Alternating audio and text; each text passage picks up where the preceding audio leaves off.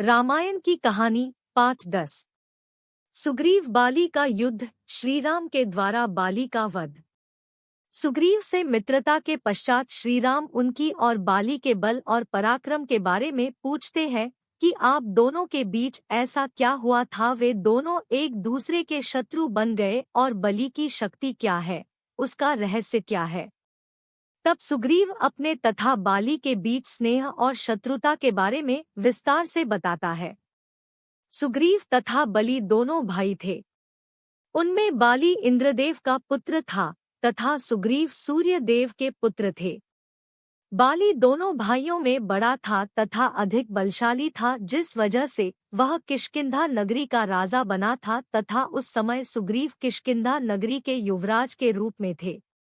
दोनों भाइयों के बीच में बहुत अधिक स्नेह और सम्मान था, लेकिन एक घटना के कारण दोनों भाई आपस में परम शत्रु बन गए। एक बार की बात है जब एक मायावी नाम का राक्षस ने किष्किंधा नगरी के द्वार पर आकर बाली को चुनौती दी कि वह उसका मुकाबला करके दिखाए।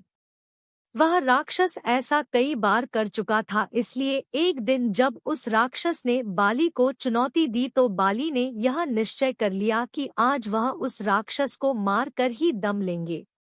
सुग्रीव और बाली दोनों साथ में राक्षस से लड़ने के लिए जाते हैं, जिसे देखकर वह राक्षस एक गुफा के अंदर छुप जाता है। बाली भी उस राक्षस के पीछे चला जाता है और अपने छोटे भाई सुग्रीव को उस गुफा के द्वार पर पहरे के लिए छोड़ जाता है। बाली सुग्रीव को कहकर जाता है कि जब तक मैं उस राक्षस का वध करके वापस नहीं आता तुम यही पहरा देना। सुग्रीव 1 वर्ष तक उस गुफा के बाहर खड़ा रहा जिसमें बाली उस राक्षस को मारने के लिए गया था। एक दिन अचानक गुफा के अंदर से लहू की धार बहने लगती है। सुग्रीव यह समझता है कि राक्षस ने बाली को मार दिया है और यह रक्त उसके भाई बाली का है। यही सोचकर सुग्रीव ने एक बहुत बड़ा पत्थर सरकाकर उस गुफा के मुख पर फंसा दिया ताकि वह राक्षस भी बाहर ना निकल पाए और बाली की मृत्यु की खबर किष्किंधा जाकर सुनाई। राजा बाली की मृत्यु के बाद उसके छोटे भाई सुग्रीव को किष्किंधा का राजा बनाया गया। कुछ ही समय बाद एक दिन बाली अचानक लौट आता है। वह यह समझता है कि सुग्रीव ने राजा बनने के लिए जानबूझकर उसे गुफा में कैद कर दिया और उसकी मौत की झूठी खबर फैला दी। इसीलिए बाली ने सुग्रीव को बहुत मारा और उसे राज्य से लात मार कर निकाल दिया। उसकी पत्नी को अपने अधीन कर लिया तथा उसके प्रिय लोगों को कैद कर लिया। तभी से ही बाली तथा सुग्रीव आपस में शत्रु बन गए। बाली और सुग्रीव की शत्रुता की कथा सुनकर श्री राम सुग्रीव से कहते हैं कि धिक्कार है ऐसे पुरुष पर जिसने पुत्री के समान अपने छोटे भाई की पत्नी को अपने अधीन किया है। तुम कल जाकर अपने भाई बाली को युद्ध के लिए ललकारो और मैं अपने बाण द्वारा उस पापी बाली का अंत कर दूंगा। अगले ही दिन सुग्रीव जाकर बाली को युद्ध के लिए ललकारता है। ललकार सुनकर बाली बाहर आता है और क्रोधवश गरजकर कहता है, तू फिर आ गया, आज तेरा काल निकट है। यह कहकर दोनों में युद्ध आरंभ हो जाता है। उन दोनों से थोड़ी दूरी पर झाड़ियों के पास श्री राम लक्ष्मण थे, जहां पर श्री राम अपने धनुष पर बाण लगाकर बाली पर निशाना साधने के लिए खड़े होते हैं। थोड़ी देर लड़ने के बाद ही बाली सुग्रीव पर भारी पड़ने लगता है, क्योंकि बाली को ब्रह्मदेव से वरदान प्राप्त था कि युद्ध भूमि में जो भी शत्रु उसके सामने खड़ा होगा उसकी आधी शक्ति उसके अंदर समा जाएगी। अपने इसी वरदान के कारण ही बाली अपने सभी प्रतिद्वंद्वियों को हराने में सफल हो पाता था। इसी वजह से सुग्रीव बाली के सामने कमजोर पड़ने लगता है।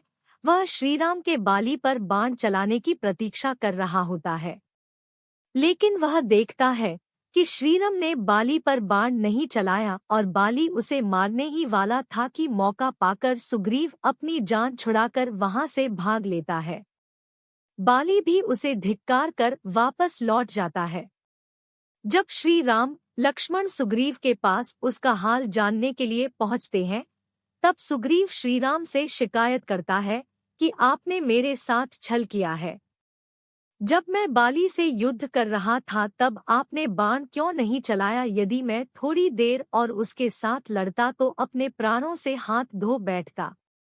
तब श्री राम सुग्रीव को समझाते हुए कहते हैं कि हे मित्र, आपकी शिकायत उचित है, लेकिन आप और बाली दोनों सगे भाई हैं, जिससे आप दोनों का रंग, रूप, वेशभूषा एक जैसी है।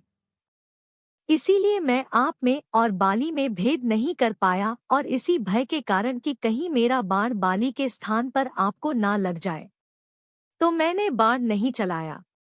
इसलिए अब तुम दोबारा बाली को युद्ध के लिए ललकारो, लेकिन इस बार तुम यह फूलों की माला पहन कर जाओ ताकि हमें तुम्हारी पहचान हो सके।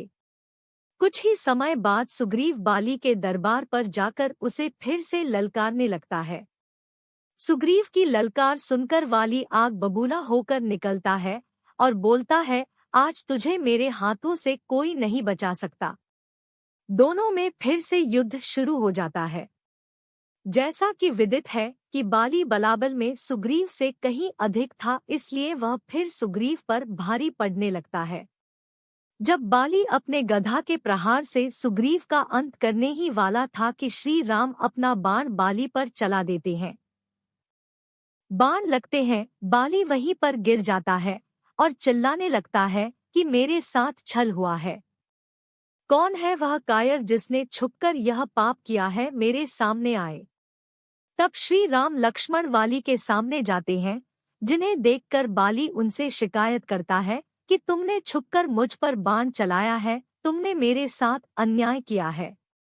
तब बाली को समझाते हुए श्री राम कहते हैं कि तुमने अपने छोटे भाई को अपने राज्य से निकालकर और उसकी पत्नी को अपने अधीन करके सबसे बड़ा महापाप किया है, क्योंकि छोटे भाई की पत्नी पुत्री के समान होती है, और आज तुम हमें धर्माधर्म का पाठ पढ़ा रहे हो। सुग्रीव मेरा मित्र है, और अपने मित्र की रक्षा के लिए यदि मुझे पाप कर्म करके नरक भी भोगना पड़े तो मैं इसके लिए तैयार हूँ। बहुत समय तक समझाने के बाद बाली को श्रीराम की महिमा समझ में आ जाती है और वह अपने पुत्र अंगद को श्रीराम की सेवा में समर्पित करके प्राण त्याग देता है। कहानी अच्छी लगी हो तो लाइक एंड सब्सक्राइब करें तथा कहानी का अगला पार्ट देखने के लिए स्क्रीन पर दिख रहे वीडियो को देखें।